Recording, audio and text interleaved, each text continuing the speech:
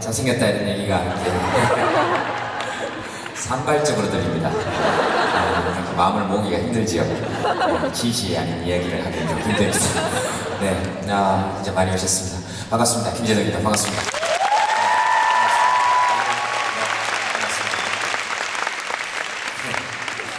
자, 어디에 요점을 맞추고 해야 될지 잘 모르겠거든요. 그리고 제가 23살 때부터 사회봤으니까 저도 이제 한 17년 정도 사회본 것 같습니다. 아직 이 정도 박수 받고 사회본 적이 잘 없습니다. 다시 인사드리겠습니다.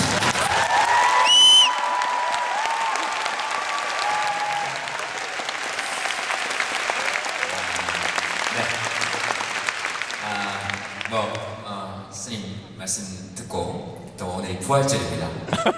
저는 또 종교가 기독교인데 나오기 전에 떨려서 하나님께 기도를 하고 왔어. 맨날 이렇게 스님하고 다니고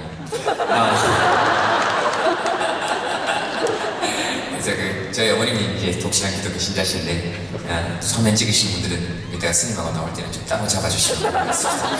네, 같이 나오는 것도 걱정하셔가지고 네.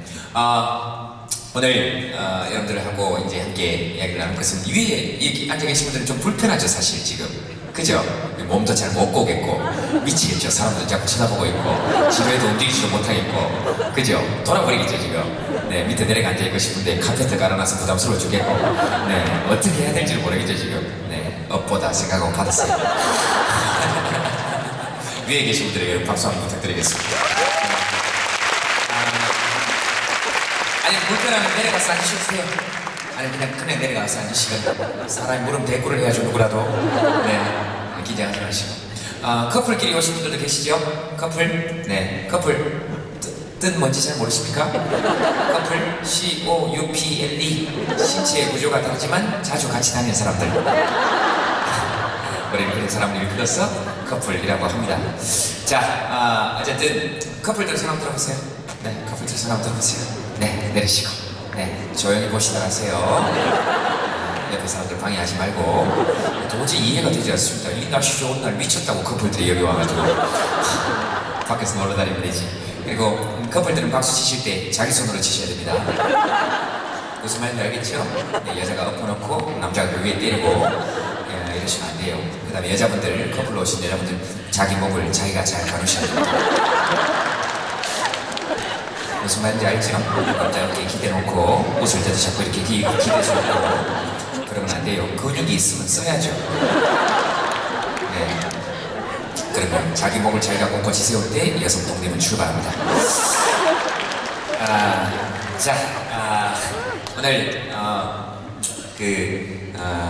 무슨 얘기를 할까? 무슨 얘기를 하면 여러분들하고 재밌게 놀 수 있을까? 이렇게 생각했는데 사실 크게 부담은 되지 않습니다. 왜냐면 돈을 안 받고 왔기 때문에 공짜로 왔어요. 그렇기 때문에 아무 부담이 없습니다. 근데 희한하게도 기분이 나쁘게도 이럴 때 사람들이 더 웃어요.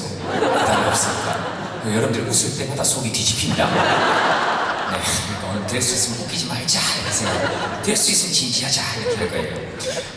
그래서 돈 안 받고 왔기 때문에 여러분들 웃든 안 웃든 저는 그냥 제 이야기 할 겁니다. 그러니까 될 수 있으면 웃지 마세요. 어떤 얘기를 하면 여러분들하고 좀 재밌는 얘기를 할까 생각을 좀 많이 해봤습니다. 여러분들 어떨 때 웃습니까? 어떨 때 웃으세요? 그러면 재밌을 때 웃습니다. 또 그리고 여러분이 큰 목소리로 이야기할 때 웃습니다. 사람은 언제 웃냐 이렇게 한번 생각을 해보면 예측하지 못한 상황에서 사람들은 가장 많이 웃습니다. 다시 말해서 예상이 가능한 상황에서 사람들은 잘 웃지 않습니다. 예를 들면 자기는 자기 몸을 간지러서 절대로 웃길 수 없습니다. 아무리 속이려고 해봐도 막 청소하면서 내가 내 몸을 간지르면서 웃겨봐야지 몰래 웃겨야지 이렇게 해도 내가 이미 예측을 하고 있기 때문에 절대로 웃길 수 없습니다. 남이 간질러야 웃깁니다. 그렇죠? 그 예측하지 못한 상황에서 웃깁니다. 그런 걸 보는 눈을 길러내는 거예요. 그러니까 생활 속에서 무엇이 웃긴지를 찾아낼 수 있는 능력, 그걸 우리는 이제 유머라고 하고 사람들을 웃기는 힘이라고 합니다. 그러니까 다른 사람들이 보는 것과 조금 다르게 보는 것. 드라마를 보더라도 왜 저럴까 하고 보는 것.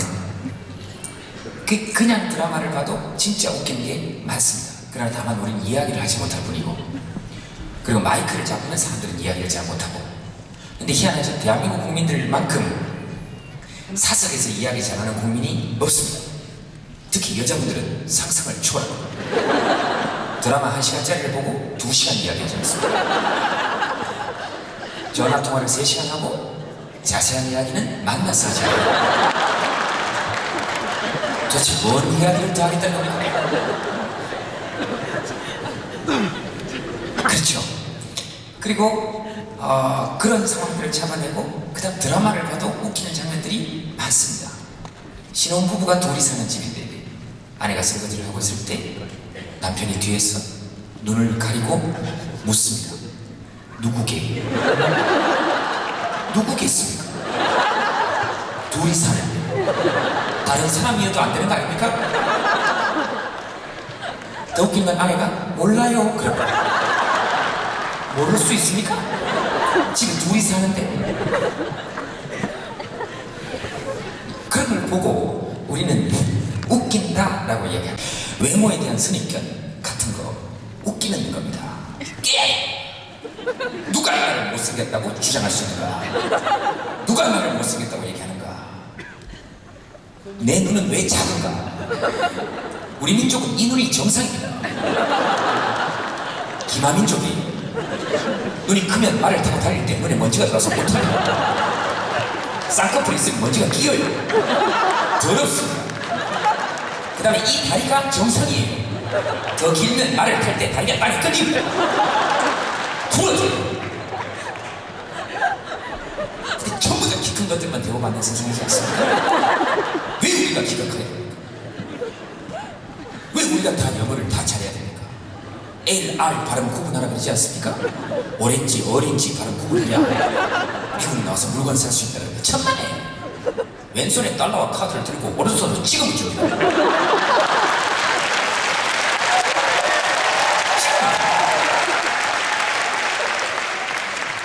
여기 계시는 지금 근무하시는 미국 분들 계시지 않습니까? 저분들만 지금 답답합니다. 얘기를 못 알아듣는 거예요. 저 사람들이 답답한 거예요. 고등학교 때까지 배운 영어로 하버드 대학교 가서 특강했습니다. 통역이 있었거든요. 하는데 전혀 무리가 없었습니다. 그냥 하는 거죠. 그래서 하버드대 교수님이 오셔가지고 어떻게 하면 사람들이 그렇게 웃기냐, 네 이름이 뭐냐 그랬어. 형님이라 그랬습니다. What's your name? 그래서 My name is 형님 그랬더니 하버드대 교수가 계속 형님 그랬어요. 제가 그런 사람이거든요. 그렇게 편하게 사는 거죠. 알겠습니까? 네. 어떤 미국의 예쁜 여학생이 와서 이름이 뭐냐 그래서 그때는 오빠라 그랬더니 하버드대 교수님이 아까 말한 거하고 이름이 다르다. 한국에서는 때때로 바뀐다. 그렇게 사는 거죠. 그래서 내 나라 내 땅에 태어나서 뭐 우리말 잘하면 되고 우리말을 잘하는 아이들이 결국은 영어도 잘 합니다. 그렇지 않습니까? 모국어를 잘해야 영어도 잘 합니다. 그런데 어쨌든 그래서 그런 재밌는 것들을 이렇게 살펴보면 실생활 속에서 재밌는 것들이 진짜 많습니다. 황정민 씨라고 아십니까? 그 인간이 아주 나쁜 인간입니다. 영화 배우로서는 훌륭할지 모르겠으나 그 인간만큼 나쁜 인간을 제가 못 봤습니다. 저보다 형이 셋이서 술을 먹었습니다. 황정민 씨하고 저하고 박건영 씨라고 아십니까 혹시? 잘생긴 뮤지컬 배우 있습니다. 그렇게 세 명이서 술을 먹고 있습니다. 옆자리에서 술 취한 어떤 사람이 시비를 걸었어요. 연예인 별거 없네, 못생겼다. 그랬더니 황정민 씨가 갑자기 일어나서 우리 제동 욕하지 마세요. 그럴 수 있습니까? 어떻게 하라고 확신할 수 있습니까? 세 명이 있는데 사람이 지금 누가 누굴 욕하고 있는 씨가 평소에 나를 못생겼다고 생각했으니까 그렇게 말이 나오는 거 아닙니까? 그렇게 더러운 인간입니다. 외모에 대한 선입견이 뿌리 깊이 박혀있는 거죠. 게다가 나는 그 사람하고 등을 대고 있습니다. 우리 제동이 욕하지 마세요 그랬을 때 김제동도 있었다는데 알아. 그런 인간들이 이 세상에 있습니다. 아주 나쁜 인간이에요. 명절날만 되면 우리 집에 전화가 옵니다. 야 제동아 배고프다고 5분 있다가 전화해. 배고프다고 전화해. 형님 왜요? 배고프다고 전화해. 그래서 5분 있다 전화합니다. 형님 배고픕니다. 그래. 여보 제동이 배고프대. 또 명절날 집에 혼자 있네. 빨리 가봐야 되겠는데. 그게 나를 걱정하는 겁니까? 지 하나 잘 살자고 하는 거 아닙니까?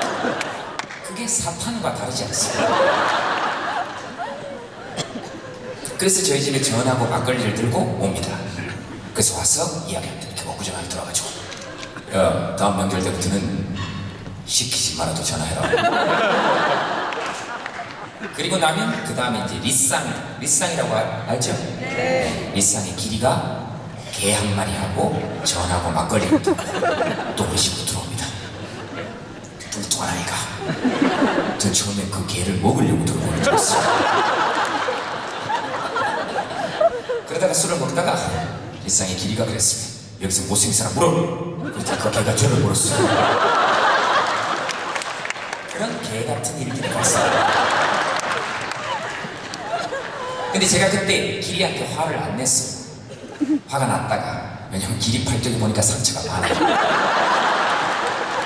평소에는 지가 물린다는 얘기예요. 미치겠죠?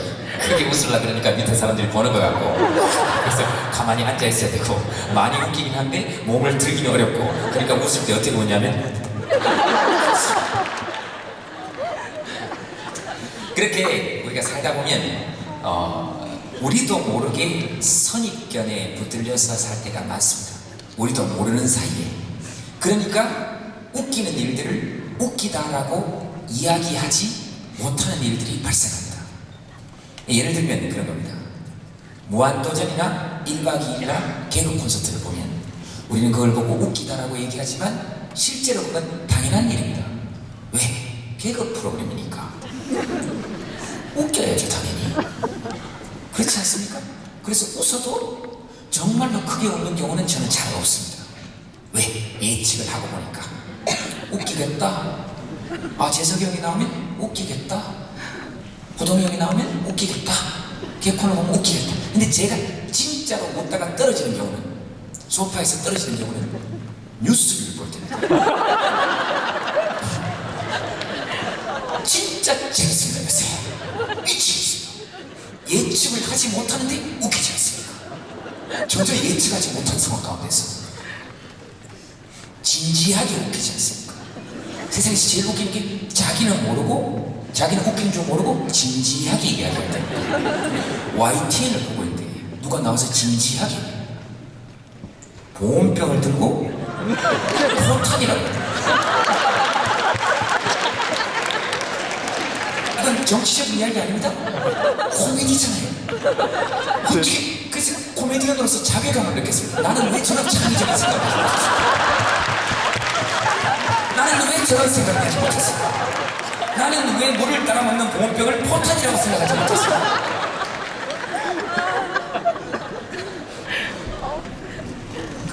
그래서 제가 코미디언으로서 연구를 해본 겁니다. 아, 저 사람은 어떻게 하면 저렇게 웃길 수 있을까? 군복을 입고 나왔어요. 근데 군대는 안 갔다 왔습니다. 누가 이 나라를 걱정하는 사람이에요? 그래서 군대 면제 사유를 봤어요. 군대 면제 사유를 봤는데 처음 보는 면제 사유입니다. 연락이 안 돼. 행방불명이에요. 그러니까 행방불명은 사람이 어디로 사라졌다는 얘기예요. 없어졌다는 얘기예요. 그래서 왜 행방불명이냐 자료를 찾아봤더니 그 자료에 소명 자료라고 되어 있는 게 이렇습니다.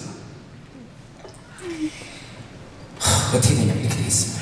너무 깊은 산속에서 고시 공부를 하였기 때문에 지감과 연락이 몇 년째 닿지 않았다.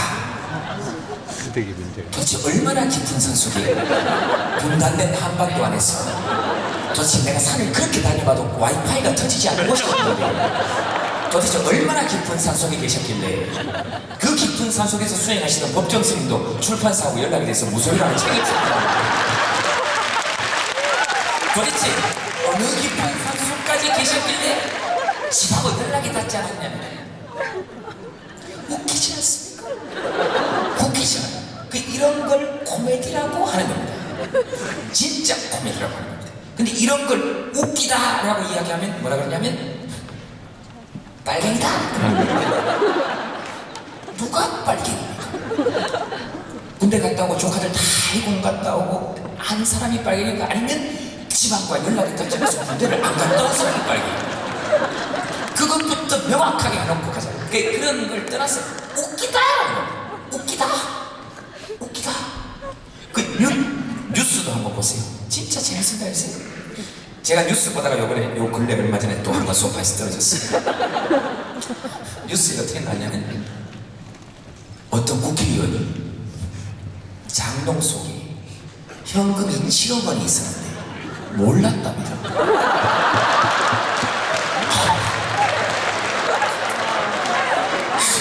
안 웃깁니까?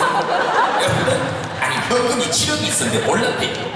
그걸 진짜 알았으면 우리가 가져왔어도 됐어요. 방법이 없는 거 아닙니까? 그런 사람을 국회의원 시키면 되겠습니까? 다른 걸 떠나서 장롱에는 초등학생과 장롱에는 옷이 있어야 됩니다. 거기 돈을 넣어놓으면 그 사람 외출할 때마다 금고를 열어서 옷을 꺼낸다는 얘기입니다. 그 집 금고에는 옷이 들어있지 않겠습니까?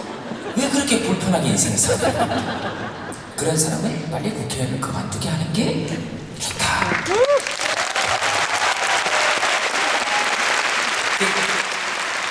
그런 분들은 코미디에 전념하는 것이 좋다. 우리보다 더 웃기니까. 그래서 어떤 기자가 와서 저한테 물어봤어. 넌 왜 그렇게 코미디언인데 자꾸 정치 얘기를 하냐? 내가 언제 정치 얘기를 했냐?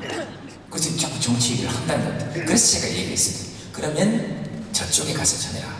정치가 코미디를 그만두라 그래라. 그래야 코미디언도 정치를 끝낼 수 있다.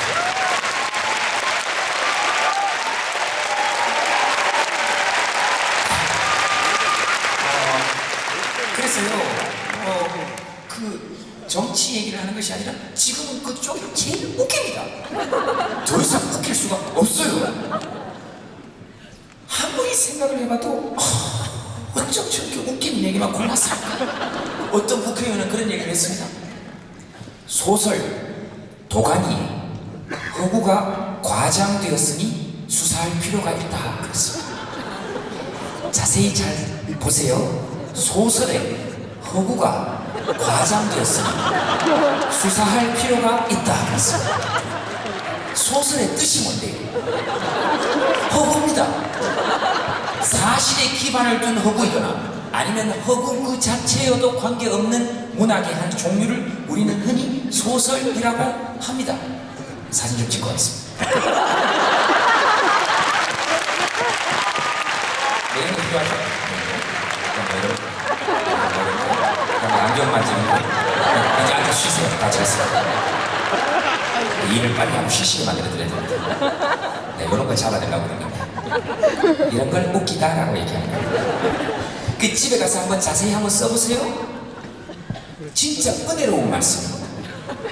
기분이 더럽거나 우울할 때 소설의 허구가 과장되었으니 수사할 필요가 있다. 이걸 또박또박 한번 써보세요. 정말 모든 기분이 좋아집니다. 거의 마태복음이나 금강경 같은 효과를 가져요. 웃기잖아요. 진짜 웃기지 않습니까? 그런 식으로 따지면 소설의 허구가 과장됐으니 수사해라. 그럼 흥부 널부터 다 잡아서 수사해라. 흥부는 과연 그 어려운 가정 환경 속에서도 계속 아이를 낳을 만한 의사가 있었는가? 도깨비는 밥 속에서 생존할 수 있는가? 제비는 다친 몸을 이끌고 그 먼 거리를 박씨를 끌고 무호흡으로 날아올 수 있는가? 박씨를 끌었으면 호흡을 못했습니다. 잡아서 수사해야죠. 그럼 별주부전에 토끼도 다 잡아서 수사해야 됩니다. 과연 토끼는 거북이 등에 타고 물속에서 생존할 수 있는가? 들어갈 수 있는가? 하기야 뭐 어떤 신문에서는 사람이 어뢰를 메고 왔다 그러지 않습니까? 아니 인간이 어뢰를 메고 바닷속으로 왔다가 여기다가 미사일을 메고 어쩜 저렇게 창의적인 생각을 할 수 있을까? 이 벌주는 거 아니고 그렇게 좀 여왕도 잡아서 수사해야죠. 진짜 피곤했는가? 토끼의 간이 필요했는가? 여왕이 필요한 건 간 때문인가? 그럼 차두리하고 무슨 관계가 있는가?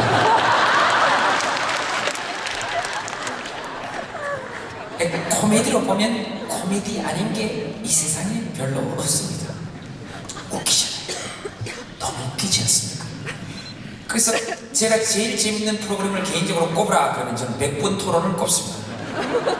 이 세상에서 가장 재밌는 프로그램입니다. 자세히 한번 생각을 해보세요. 매주 멀쩡한 인간 4명이나 6명이 나와서 매주 100분간 토론하는데 단 한 번도 결론이 난 적이 없습니다. 결론은 늘 똑같습니다. 지금까지 시청해주신 여러분 고맙습니다. 뭘 고맙다는 얘기입니까?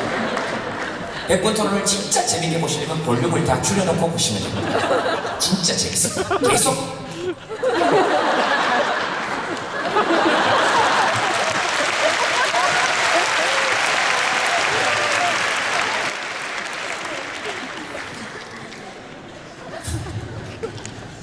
정치 이야기를 하는 것 같습니까? 아닙니다. 지금 코미디 이야기를 하고 있습니다. 그래서 그런 코미디 같은 일들이 세상에 많이 일어납니다. 예를 들면 그런 거죠. 살다 보면 뭐 뉴스를 보다가 제가 뉴스에 나오는 경우도 있고 그렇습니다. 내란, 외환, 음주운전을 하지 않고 뉴스나 신문 읽는 가장 많이 나는 사람 중에 하나입니다. 선거 때 검찰에서 제가 투표 타자고 인증샷을 올렸더니 검찰에 고발을 했습니다. 그래서 검찰이 수사를 했어요? 그럴 수 있습니다. 그럴 수 있다고 생각합니다. 저는 국가기관의 권위를 존중합니다. 부르면 가야죠. 그리고 저는 겁이 많아요. 저 얼마나 겁이 많은데 저는 어두운 방에 혼자 사는데도 불구하고 방에 불이 켜질 때까지 소리를 지르면서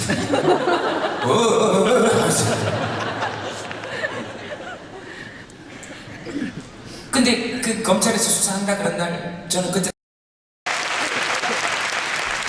서울의 북한산의 위치를 알고 설악산 양포 귀웅각을 넘어서 오색으로 넘어가는 길을 알고 백담사길이 얼마나 아름다운지 알며 마등령 계곡이 얼마나 아름다운지 아는 쏙쏙들이 대한민국에 사는 사람 이런 사람이 등산복 광고를 찍어야 되는데 이런 외모치상주의 빠진 홍정민 같은 인간들 때문에 전부 다 잘생기고 이쁜 놈들만 등산복 광고를 찍고 있는 더러운 시대에 살고 있는 빅뱅 이런 애들이 등산복 광고를 찍고 있지 않습니까? 빅뱅!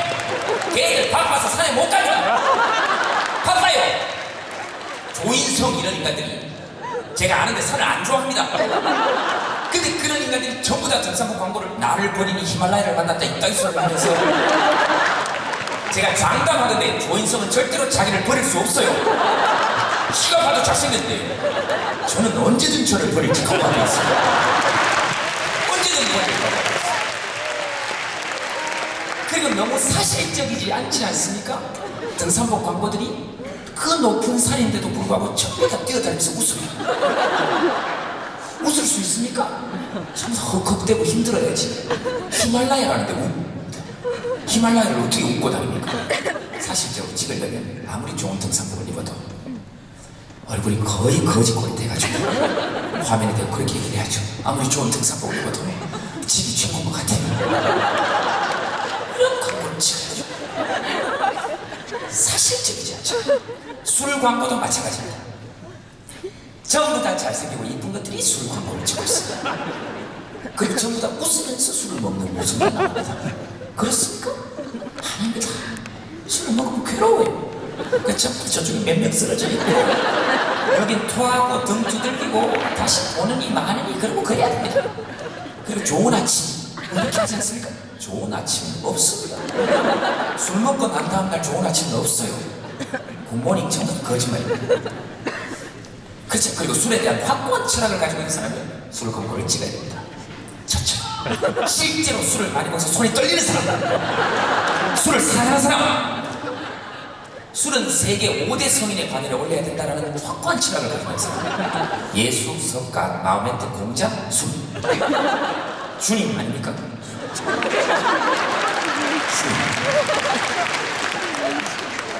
술은 신이 갖추어야 될 모든 요소를 갖추고 있습니다. 첫째, 어디에나 계십니다. 그것도 각기 다른 모습으로.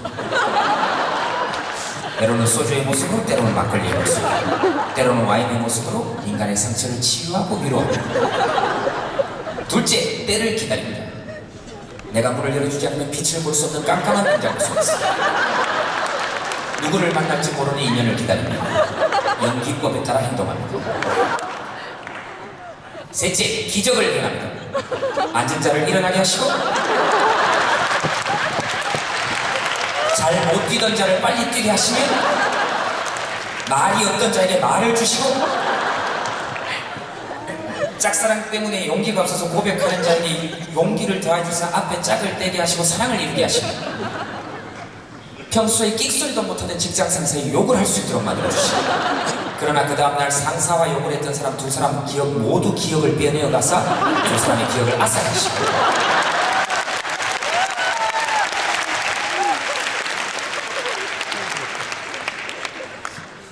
다음, 성결케 하고 정결케 합니다. 많이 먹으면 모든 안 좋은 것들, 더러운 것들을 데리고 밖으로 나오면서 완전히 나를 내려놓게 합니다.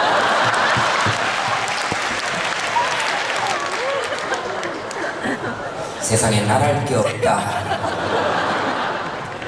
그리고 낮은 곳으로 임합니다. 세상에서 가장 낮은 곳으로. 그렇게 흘러 4대강으로 흘러갑니다. 그 다음 빈병을 들고 슈퍼로 가면 돈으로 부활하십니다. 그러나 술은 어디에나 계시고 늘 계시기 때문에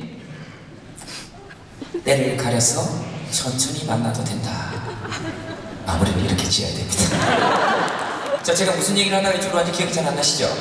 검찰 수사가 뜬 날입니다. 산에 가고 있었다는 얘기예요. 그 산에 가고 있는데 작가 공지영 씨한테 전화가 왔어요.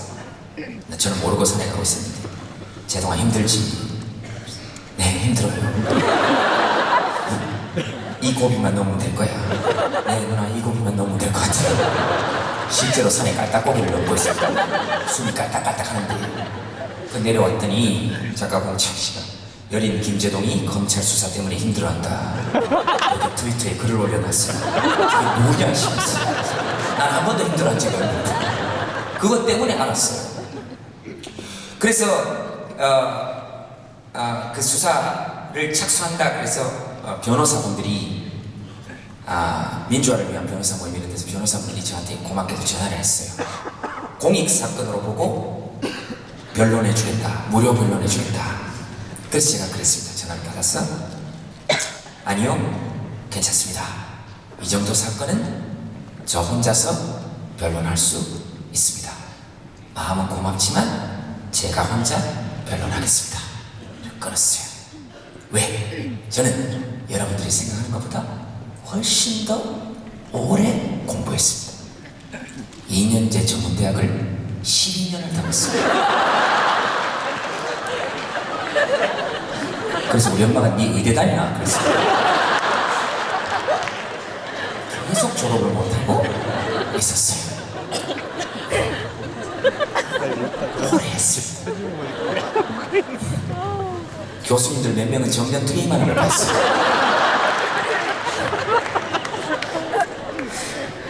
그래서 그 공부한 걸 바탕으로 제가 생각을 해봤습니다. 이게 과연 왜 수사를 당해야 될 일인가 생각. 첫째, 기표소 안에서 누구를 찍었는지 보여주지 않았으므로 비밀선거법에 위반되지 아니합니다. 누구를 찍었는지 안 보여줬으니까. 그 다음 둘째, 유명인은 투표 동료를 하면 안 된다. 그래서 얼굴을 반을 갈고 찍었어요. 그 다음 유명인의 기준은 도대체 뭔가 생각을 해봤습니다. 나는 과연 유명인인가? 초등학생 2명이 지나가다가 저를 보고 한 명이 와! 김재동이다! 근데 그 옆에 있는 애가 가자. 그럼 나는 유명인인가? 예전에 스타 골든벨이라는 프로그램 할 때 나오면 여고생들이 200명씩 있었어요. 앞에 유명한 가수들이 많이 나오니까 그러다가 제가 나오면 쉬는 시간이에요. 아이들이 목청을 가다듬고 쉬는 시간. 근데 제 옆으로 어떤 여고생 한 명이 따라 붙었어요. 왜? 그랬더니 제가 그 아이가 오빠 팬이에요. 그래서 누구 왜 이렇게 조용하게 얘기하냐? 그랬더니 걔가 애들이 알면 음악 다 시킨다.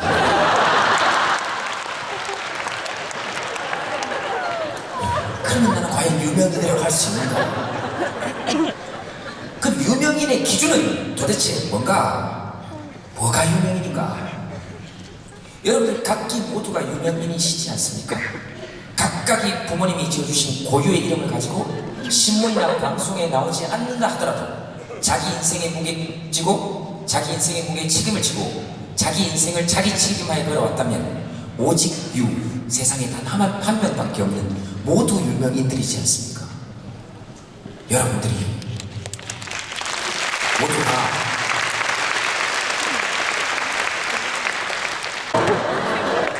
스님 지금 안 계시죠? 안 그래도 우리 엄마가 맨날 걱정을 하거든요. 우리 엄마는 독실한 기도를 신자니까 얼마 전에 전화가 와가지고 니는 예수 믿는다 하는 인간이 맨날 그래 중놈하고 돌아다니고 스님 안 계시죠? 그래서 표현을 지금 순화했습니다. 우리 엄마가 말씀하신 그대로 하면 중놈 새끼하고 돌아다닙니다. 스님이 이해를 하시기 바랍니다. 어쩔 수 없습니다. 우리 엄마 표현이니까 우리 엄마가 79이시니까 스님보다 19살이 많습니다. 그럴 수 있죠. 스님이 만약에 듣고 화가 나시더라도 화에 휩싸이지 말고 화를 바라보시고 그 분노할 때 분노에 빠지면 안 돼요. 이렇게 할 수 있어요.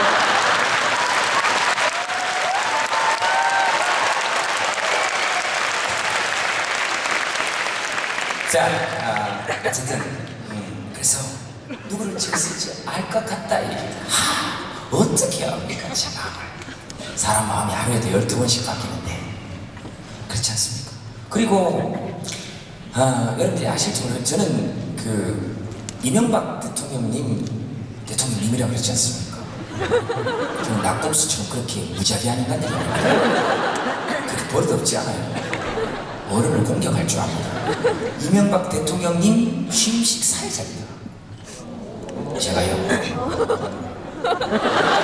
자 이제 슬슬 진짜 궁금해지기 시작합니다. 제가 누구를 찍었을까? 그리고 제 고향이 경북 영천입니다. 대통령님 고향인 포항과 직선거리로 원래 40분 거리에 있었어요. 권력의 실세 중의 실세입니다. 그리고 우리 고향 영천하고 포항 간이 지금 25분이면 갑니다. 원래 40분이었는데. 왜냐하면 4차선 도로 공사를 했어요. 그 고속도로 공사를 제가 고등학교 2학년 때 아르바이트를 하면서 직접 했습니다. 현 정권의 초석을 닦았어요. 그때 저희 집이 철거민이자 용역이었습니다. 우리 엄마는 빨간띠를 들고 반대를 하고 제가 태어난 집을 제가 헐었어요. 기왕 걸릴 거니까 난 여기 가서 돈 좀 벌어야 되겠다. 그러나 둘 사이에 중재를 해서 폭력은 없도록 했습니다. 그 세상에 옳고 그런 일이 없다는 겁니다. 다만 하나의 현상이 있을 뿐이다.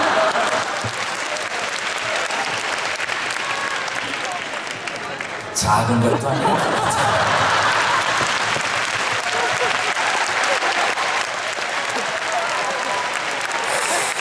자, 이제 제가 누구를 찍었는지 정말 궁금해지기 시작하죠. 이렇게 사람의 마음을 알아가는 것을 마음 공부라고 합니다. 그래서 대통령님, 이명박 대통령 취임식 사회가 왔을 때 그렇게 생각을 했습니다. 국가적인 행사니까 당연히 가야죠. 가야 된다고 생각을 했습니다. 그때는 전파를 추월해야 되고 여러분들이 말씀하신 것과 똑같이 어른들이 말씀하신 것과 똑같이 나라를 위해서 마음을 합칠 때 한 마음으로 합칠 수 있어야죠. 제가 분명히 말씀드렸지만 저는 가끔 솔직히 좋아하지 않는 정부를 가진 적은 있지만 사랑하지 않는 조국을 가진 적은 단 한 번도 없습니다.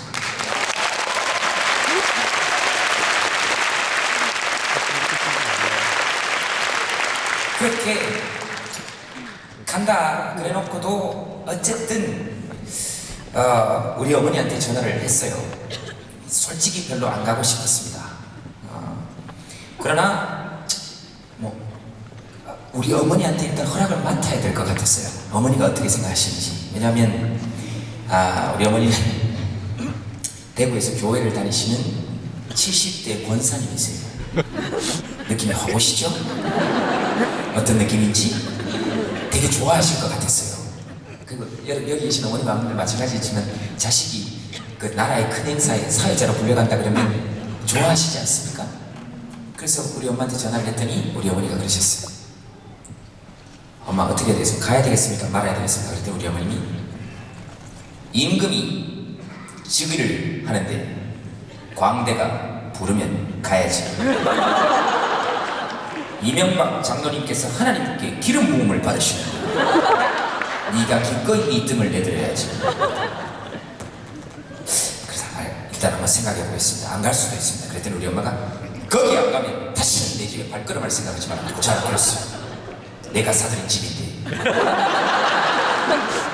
계속 자기 집에 발걸음하지 말라고. 어쨌든 그렇게 얘기를 하고 끊고 그렇게 간다고 얘기를 했는데 왜냐면 우리 어머니 명은 잘 거역하기가 힘들다. 왜? 우리 엄마는 한번 결심하면 합니다. 자식을 위해서라면. 여기 계신 어머님하고도 마찬가지시겠지만 여러분들 부모님들도 다 마찬가지겠지만 자식이 잘못됐다 그러면 신과도 투쟁합니다.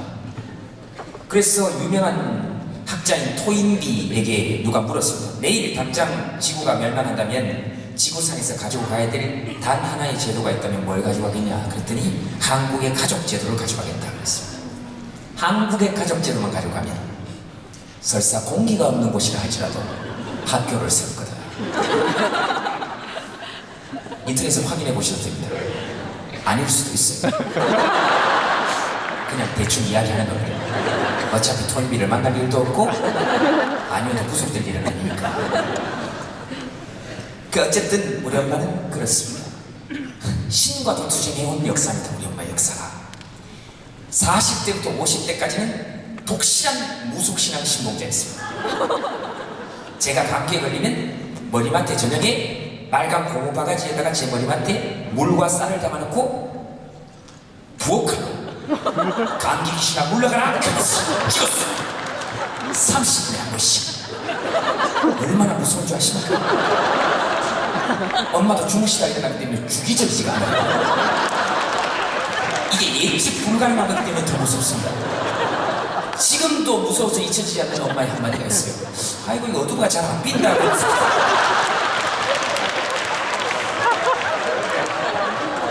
그때 공포는 상상을 초월합니다. 카메라 감독님한테 좀 미안하네요. 무슨 말인지 지금 모르는데 자꾸 사람들을 묻고 혼자서 되게 지루하실 건데. I will explain later.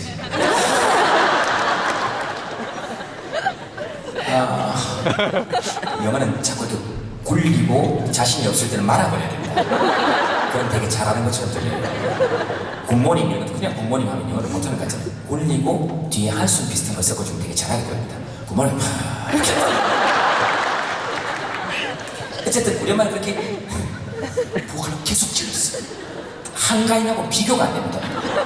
너무 무서워요. 근데 그 다음날 아침 되면 씻은 듯이 감기가 나왔어요. 나았다고 이야기했습니다.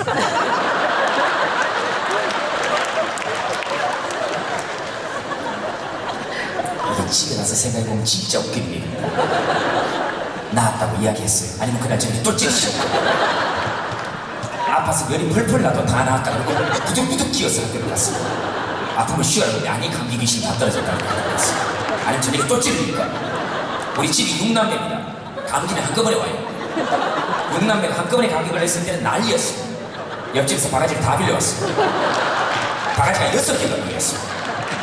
다 찔렀어요. 제일 불쌍한 게 우리 큰 누나였어요.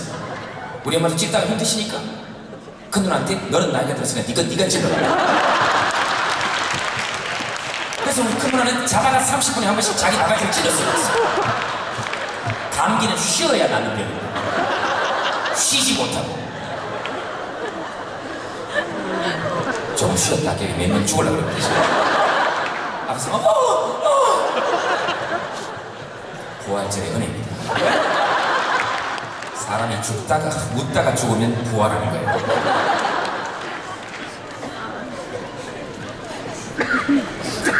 그렇게 철저한 무속신앙 신봉자였다가 50대 초반에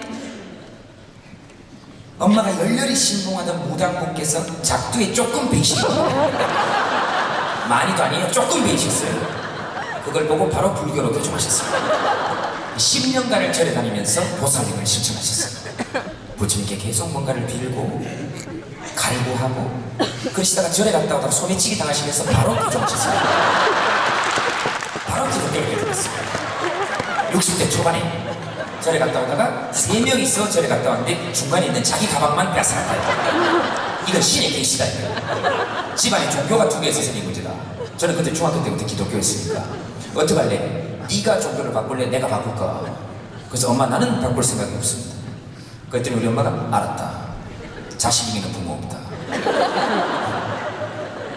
내가 교회를 갈게. 그래서 그 다음 주에 바로 교회를 나와서 통성기도를 하셨거든요. 10년간 절에 다니셨는데 교회에 나온 첫 주에 통성기도를 했어요. 놀랍지 않습니까? 그것도 교회 예배 순서와 전혀 관계없이 목사님이 설교하시는 중에 계속 통성기도를 하시고 주기도문 사도신경을 올 때 계속 통성기도를 해서 온 교회 사람들이 쳐다보고 부처님 아버지 저희 죄를 용서하소서. 온 교회를 공황상태에 빠뜨렸어요.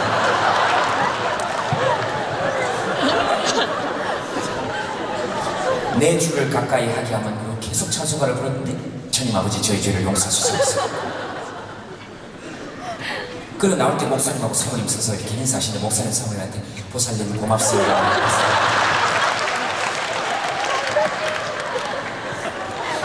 지금 개콘의 꺾기도는 아무것도 아닙니다. 그렇게 온 교회를 공황 상태에 빠뜨리셨어요. 그런 저희 엄마의 명이기 때문에 제가 갔습니다. 그런데 실제로 그때 대통령직 인수위원회 전화를 7번이나 끊은 사람이 있어요. 우리 매니저 김낙현이라는 애가 제 동생인데 저하고 10년간 같이 일을 했습니다. 우리 팬클럽 회장하고 결혼했어요. 제 팬클럽 회장하고. 이게 우아할 일이라고 생각합니다. 이렇게 더러운 일은 전 세계 연예계 역사상에 없었어요. 매니저를 통해서 연예인에게 접근한 경우는 있었지만 연예인을 통해서 매니저에게 접근한 경우는 이게 처음 있는 일입니다.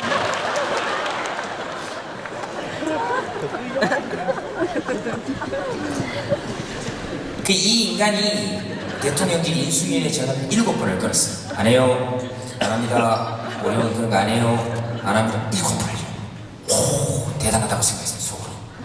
현재 권력이자 미래 권력이 대통령직 인수위원회 전화를 7번을 걸었다. 그래서 제가 불렀어요. 저녁에 뭘 사주려고.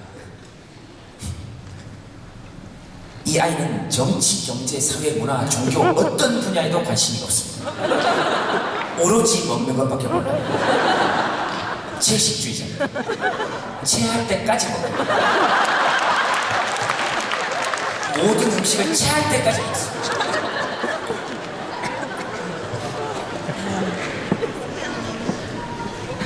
오리고기집에 가서 오리를 3마리를 먹고 제가 그걸 너무 보고 신기해서 야, 넌 다른 소원이 있냐 그랬더니 오리고기를 뜯으면서 예, 뭔데? 닭고기를 먹고 싶습니다. 그래서 어떻게 대통령직 인수위원회 전화를 7번이나 끊었냐? 네가 끊었냐 그랬더니 예, 끊었습니다. 전화 받았냐? 받았어요. 어떻게 그럴 수 있어요? 장난전화가 자꾸 와가지고 무슨 장난전화 그랬더니 자꾸 인순이가 취임을 한다 그래요. 인수입니다. 취임식 부탁드립니다. 이걸 인순이가 취임한다는 거예요. 그런 아닙니다. 자랑스럽습니다. 그리고 그렇게 되고 싶어요. 지식이 많아서 되는 게 아니잖아요. 그냥 자기 생긴 대로 사는 걸 지혜라고 하지 않습니까? 지혜로운 아입니다. 예전에 프랑스 파리의 드골 공항에 처음 내려가지고 방송 촬영하러 갔는데 파리에 딱 내려가지고 그러는데 저한테 와 형님 여기가 파리입니까? 여기서 프랑스까지는 얼마나 걸립니까? 그래서 제가 억장이 무너져가지고 그랬습니다. 살살 걸어가 봐라. 얼마 안 걸릴 거다. 아마 LA하고 미국 거리 정도 될 거야.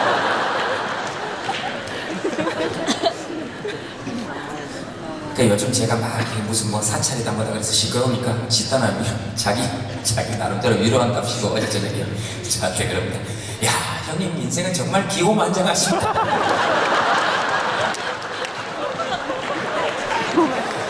파란만장을 몰라요. 그러니까 제 인생이 기고만장하다고 정말 미쳐버렸어요.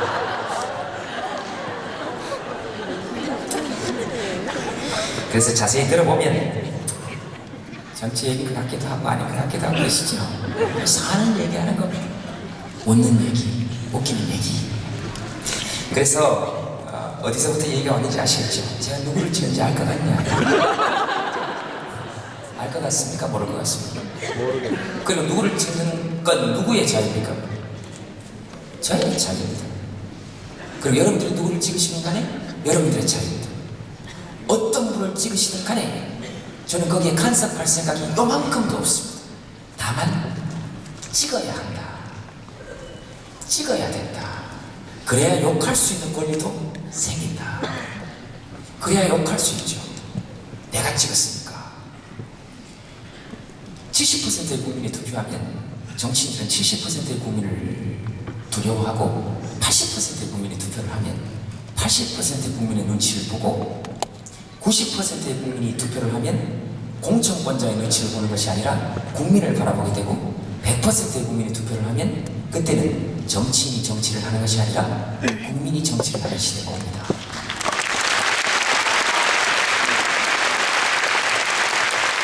그래야 마땅히 사랑하는 내 조국의 주인이라고 이야기할 수 있지 않겠습니까? 마땅히 어떤 성향을 가지고 계시든 그건 뭐 여러분들의 자유니까 서로 묻지 말고 가족끼리도 너 누구 찍었냐 묻지 말아야 됩니다. 모릅니다. 맞춰봐라. 누굴 찍었을 것 같냐 고발해라. 검찰청에 나갈 준비가 돼 있다. 환자복 입고 휠체어 타고 거기 나갈 때는 보니까 다 아프대요. 그래서 저도 아픈 척하고 그래서 제가 이런 얘기를 여러분들께 드린 이유는 한 가지입니다. 오늘 웃자 다른 얘기 할 거 없이 골치 아픈 얘기 이런 얘기 할 생각도 없고 오늘 제 목표는 여러분들을 웃지 않게 하는 것이 목표였습니다. 돈을 안 받고 왔기 때문에 될 수 있으면 지루하게 만들고 몇 명이 나가게 만들고 이런 게 목표였는데 이상하게 돈을 안 받고 오면 이렇게 자유로워요. 더 웃기고 이랬습니다. 미치겠어 지금. 이렇게 웃는데 배가 아파 죽겠습니다.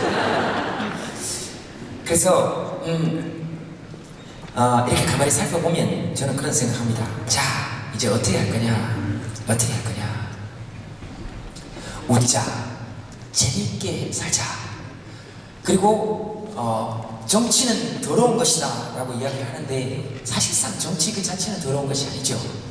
더러운 사람들이 정치를 할 때 정치는 더러워지는 것이고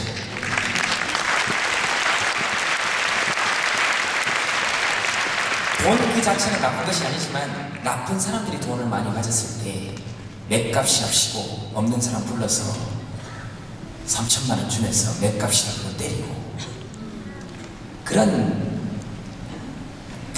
제가 어른들 앞에서 욕을 못하겠습니다. 그런 그 아버지라는 존재에 대한 존엄을 전혀 모르는 인간이라는 사람이라는 것을 돈으로 환산할 수 있다고 생각하는 그런 인간들에게 돈이 가 있어서 그렇습니다.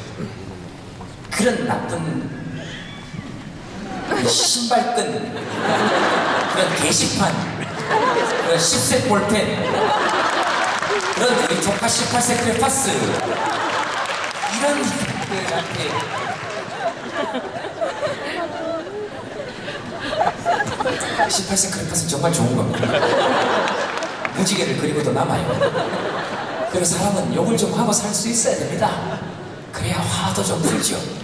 욕은 나쁜 게 아니라고 생각하니까 적당하면. 그리고 우리나라 문학 작품들 속에 보면 정말로 아름다운 욕들이 너무 많습니다. 경상도 욕의 대표를 보려면 박정희 선생님의 토지를 읽으면 됩니다. 아름다운 욕이 있어요. 거기 보면 빨래터에서 두 어머니가 싸우다가 한 어머니가 너무 화가 나서 다른 여자분에게 욕을 하는 게 나오는데 제가 들어본 외모에 관한 욕 중에 최고의 욕입니다.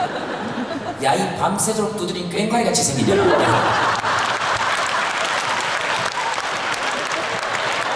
이 꽹과리를 밤새도록 두들겨 놓은 거예요. 이거 문학 작품 속에 나오는 욕입니다. 그것도 박경리 선생님의 작품이에요. 그렇기 때문에 이건 아이들이 들어도 관계가 없어요. 청소년 권장도서입니다. 거기 나와요. 정말 창조적인 욕이지 않습니까? 여러분들이 이제 TV를 보면서 사물놀이만 봐도 웃길 겁니다. 꽹과리만 봐도 웃겨요. 전라도 욕의 대표는 조정래 선생님의 태백산맥을 보면 나옵니다. 거기 욕 중에 최고의 욕, 제가 지금까지 본 것 중에 최고의 욕이 나옵니다. 얼마나 이 사는 세상이 힘들었으면 이런 욕을 했을까? 거기 그런 욕이 나옵니다. 하늘과 땅이 맷돌, 윗돌, 아랫돌이 되어서 중간에 있는 것들을 딱 붙여서 갈아버려야 될 세상이다.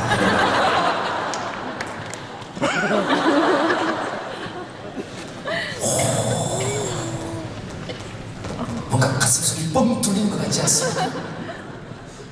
그리고 전라도 욕은 너무 아름답습니다. 야, 이 썩을 놈아. 욕이 아닙니다. 얼마나 친환경적인 이야기입니까?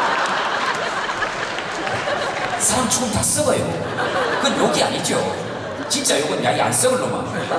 야, 이 PVC야. 야, 이 비닐봉지 같은 놈아. 이런 거. 너 죽어도 절대로 안 썩을걸? 이런 거. 그건 욕이 아닙니다. 창조적인 욕이죠. 얼마나 좋습니까? 우리 예전에 그 시트콤 봤을 때 야, 이 빵꾸 똥꾸야 이런 거 나왔죠. 그죠?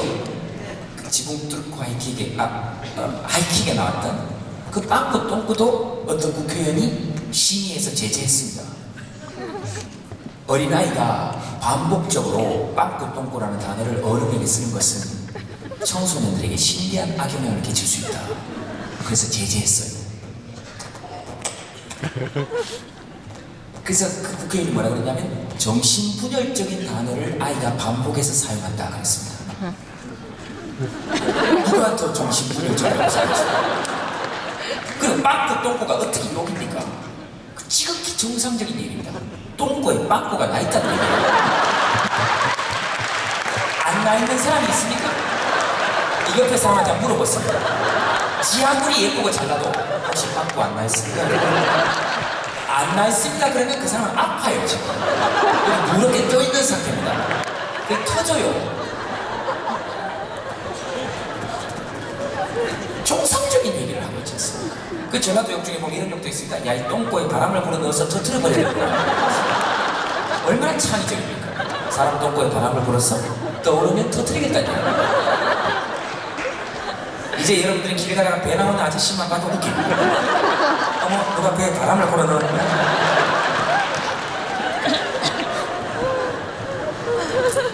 그렇게 욕 좀 하고 살 수 있어야 풀립니다. 그래서 사람들이 어느 정도의 욕을 할 수 있는 언로를 열어두어야 하고 국민들이 욕을 하면 고마운 줄 알아야 됩니다. 국민들이 욕을.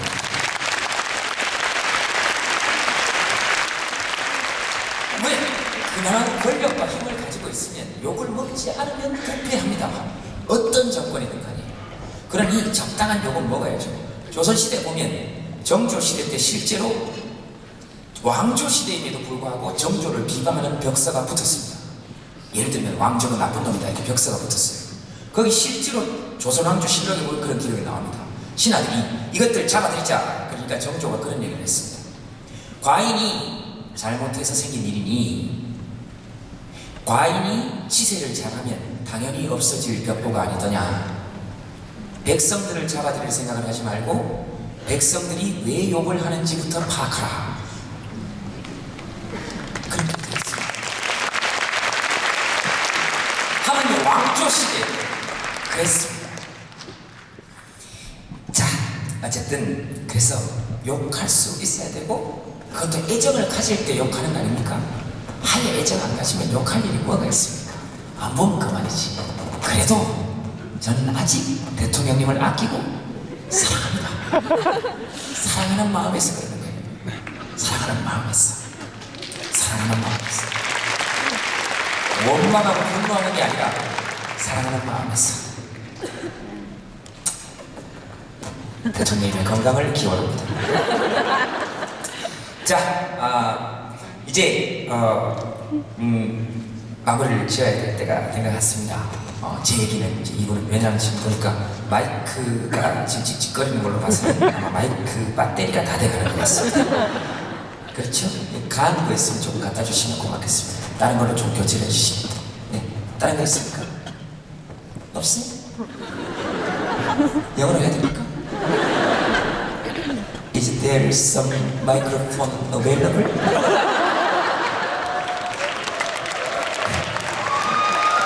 네, 아닙니다.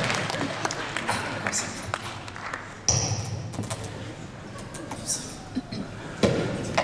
자,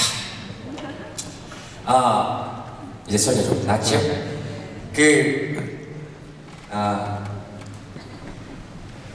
저는 그래서 우리나라 동화에서 희망을 찾습니다. 어린아이부터 어르신들까지 아마 다 공감하실 수 있을 거로 생각합니다. 서양 동화 보면 인간 안 되는 것들만 나옵니다. 어차피 여기 서양 분들은 제 얘기를 못 알아들으니까. 서양 사람들이 나쁘다는 것이 아니라 서양 동화에 보면 인간 안 되는 것들만 나옵니다. 특히 백설공주 이런 것들은 절대로 우리 아이들에게 읽히면 안 됩니다. 백설공주 그건 인간이 안 됩니다. 백설공주는 지임으로 한 게 아무것도 없습니다. 왕궁 밖에 나와서 계속 난쟁이들 등쳐먹고 지임으로 한 게 아무것도 없어요. 그 난쟁이들이 얼마나 고생을 했습니까? 침대를 7칸을 자기들 걸 연결시켜서 백설공주를 키 크다고 올 때가 지금 키 크니까 침대 만들어주고 계속 먹이고 보살펴주고 했는데도 계속 사치하지 않았습니까? 낯선 사람한테 그렇게 문 열어주지 말아야 됩니다. 문 열어줘가지고 빗으로 자기 머리 찌르고 결국 사마사치 먹다가 가지 않았습니다. 그때 연 갔어야 됐어요. 그래야 나라가 잘 됐어요. 근데 왕자 딱 나타나자마자 어라? 깨났습니다. 그래서 백마 딱 타고 왕자 팔짝 확 끼고 허리 딱 끼고 갔어요. 난장이는 뒤도 돌아보지 않고 이 7 난장이들의 심정이 어땠겠어요? 억장이 무너집니다. 그게 표를 받고 난 다음에 정치인이 하는 행동과 전혀 다를 바가 없습니다.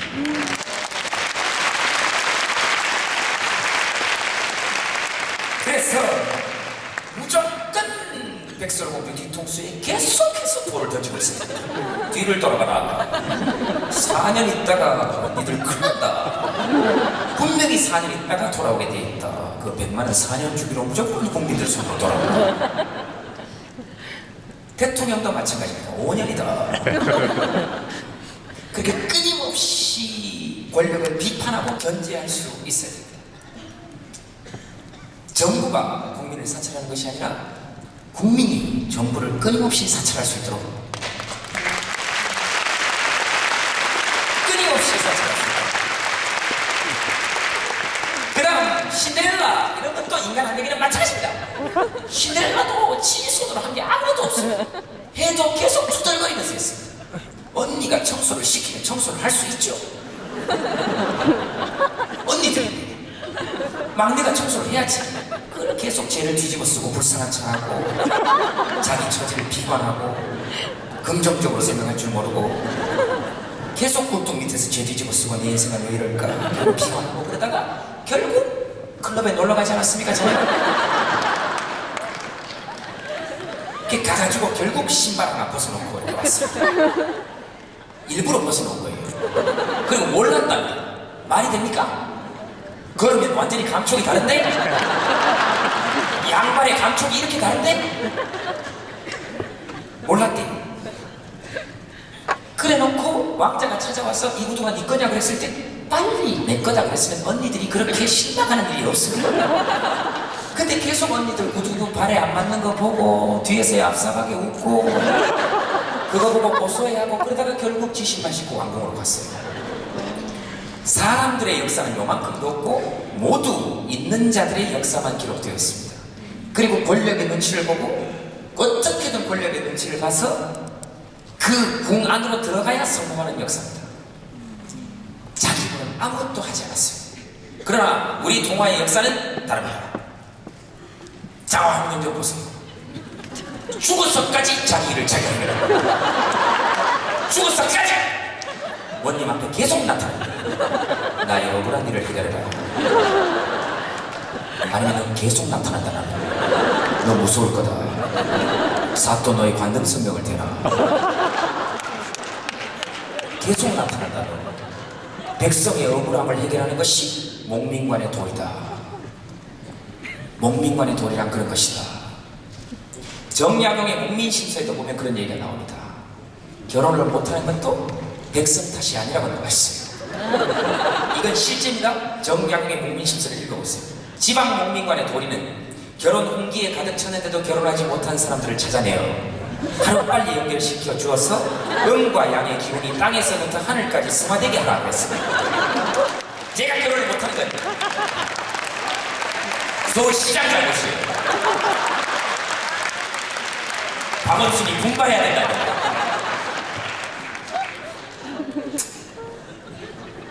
어쨌든 그렇습니다. 그 다음 콩쥐 팥쥐요. 콩쥐 보세요. 기가 막히지 않습니까? 할 일 다 해놓고 놀러갔습니다. 자갈밭을 옥토로 갈아놓고 놀러갔어요. 심지어 밑 빠진 독에 물을 채워놓고 놀러갔습니다. 뚜꺼비하고 협상 딱 해가지고 뚜꺼봐, 요번 한 번만 네가 나를 좀 도와라. 그러면 앞으로 평생 물장사는 네가 할 수 있도록 해줄게. 그래서 지금도 소주 광고 모델 뚜꺼비가 계속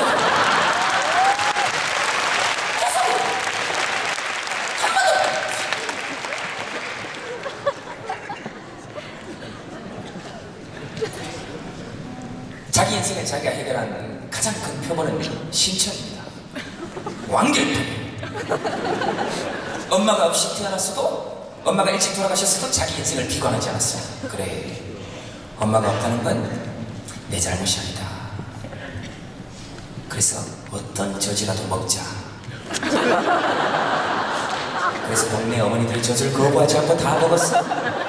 일단 생존의 길을 텄어요. 분별심이 없었다는 얘기입니다. 우리 엄마의 젖이다, 남의 젖이다, 이런 분별심이 없었다는 거죠.